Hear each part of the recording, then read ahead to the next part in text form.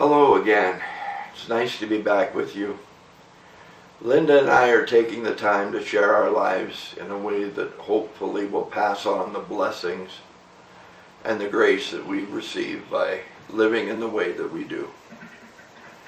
We're talking today about trauma and how it can affect those that are already addicted and those that have not yet become addicted.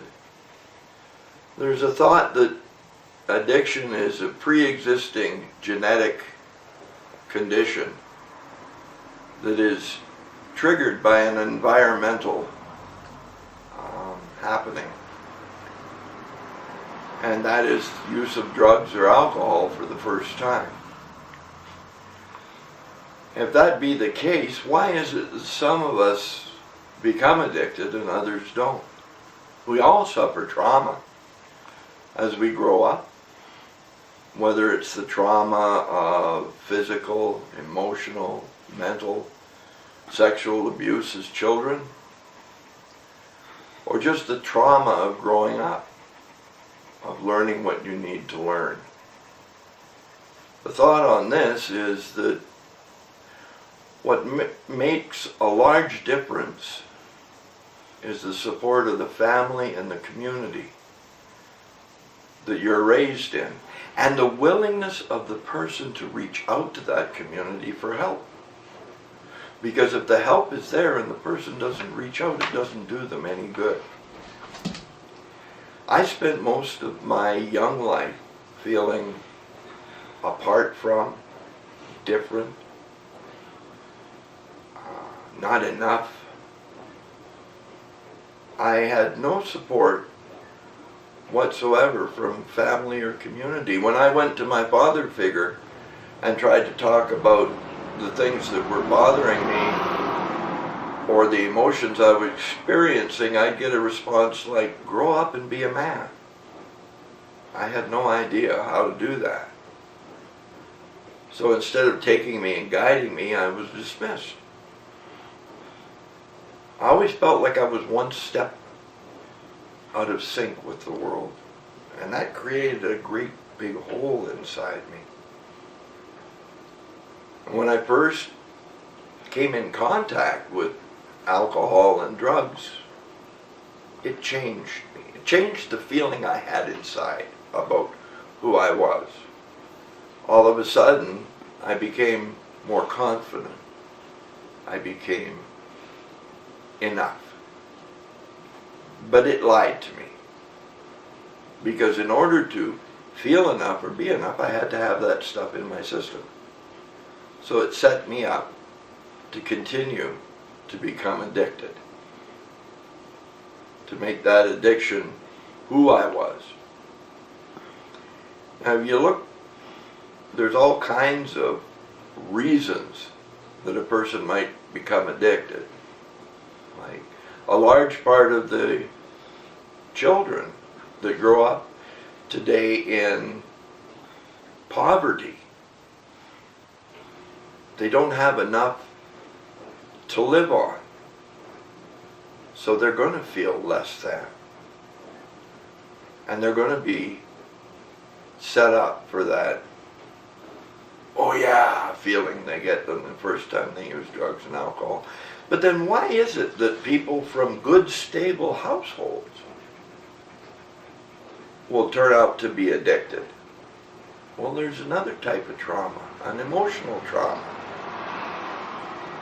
Mom and dad in the community could be so tied up in monetary things, working, making sure that they are looked after, that there's no emotional availability, no support there. And that could set those people up, while seemingly to have everything, to turn into addicts. We're trying to replace something that is missing in our lives. If you think about it, as we're growing up, our job is to figure out who we are and what we're about.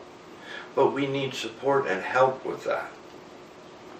That's why when we are addicted and we come to a 12-step support community, it works so well for us to deal with our addictions. We now are surrounded with people that have gone through the same things we've gone through, probably experienced the same things we've experienced, and have found a way to live our lives in a positive way despite this. So you either get community before you're addicted and don't become an addict, or you become an addict and find that the only way out of addiction and dealing with the trauma of the past is the recovery community, and they do that through the 12-step support program. These 12 steps were given, and I believe they were given by the Spirit of the universe, whatever it is that guides our existence, to 2 alcoholics that were going to die of their disease. And over time, we have found that these 12 steps will work for any addiction. Process addiction, emotional addiction, whatever. It'll work. Because they allow us to go back and deal with the trauma we experienced and that we're trying to avoid experiencing.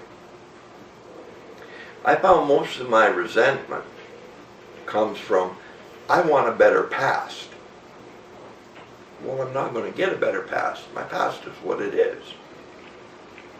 But by allowing me to go and to deal with the trauma, by accepting the fact that it happened, forgiving the person or persons or institution or whatever caused the trauma for it happening, and then move on.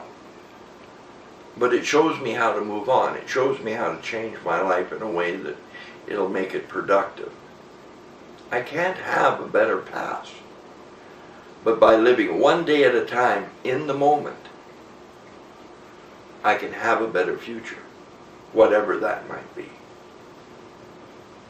You know, I have a friend, he loves to say, I'm not where I should be. I'm not where I could be. But thank God I'm not where I used to be. Now, the only thing I disagree with about that is that I should be right where I am.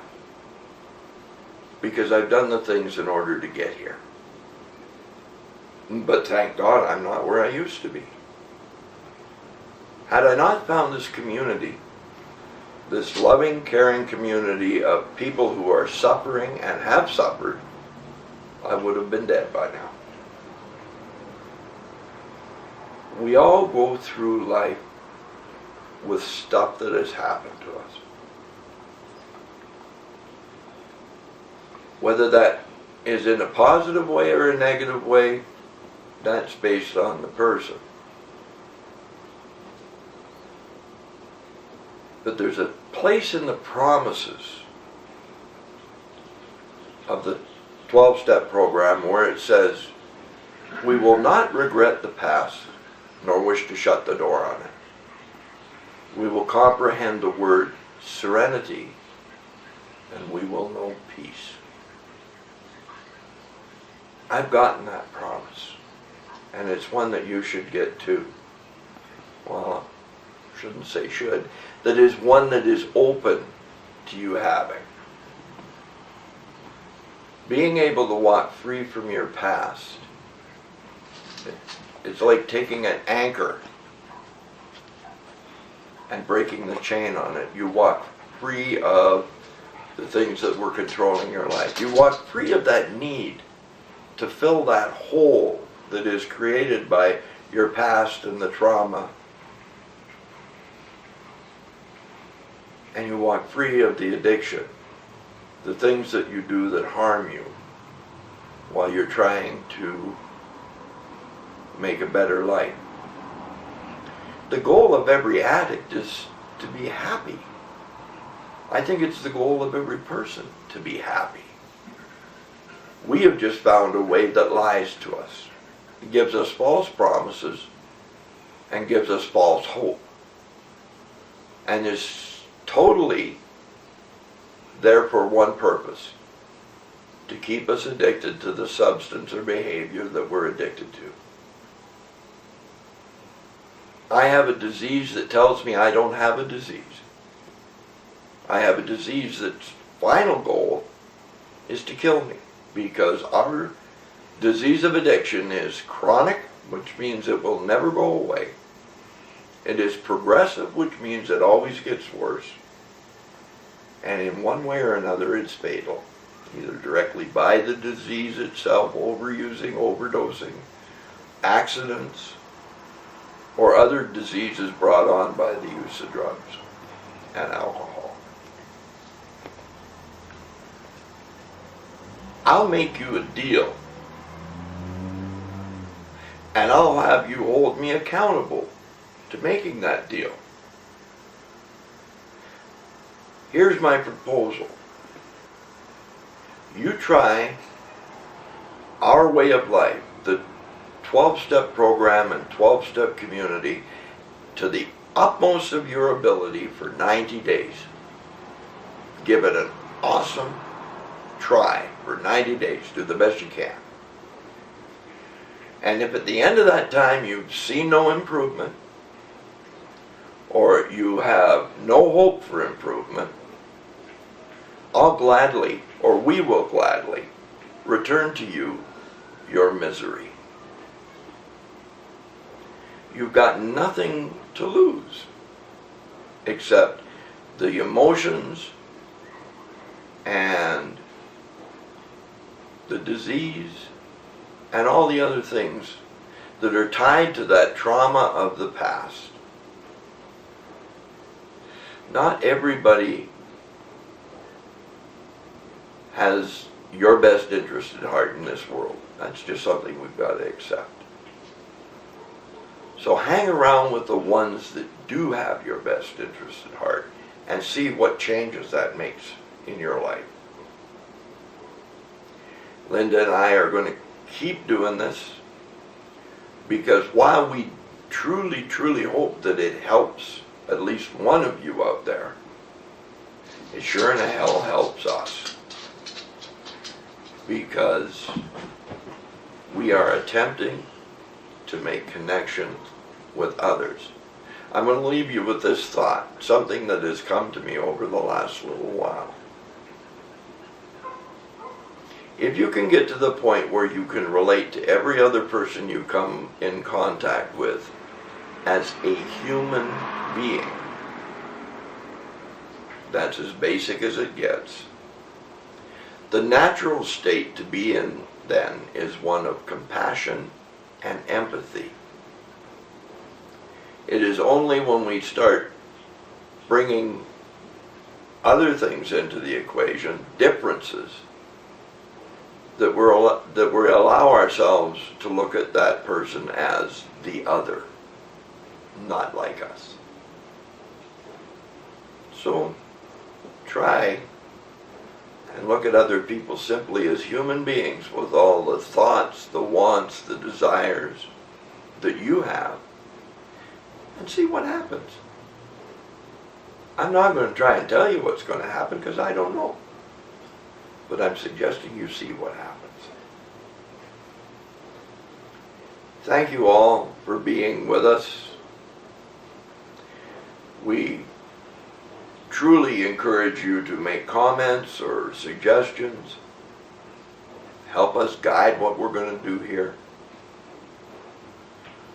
But most of all, we, Linda and I, want you to know that if nobody has said they care about you today, we want to be the first. We care. So live, laugh, and love. Until we meet again, thank you from Linda and I.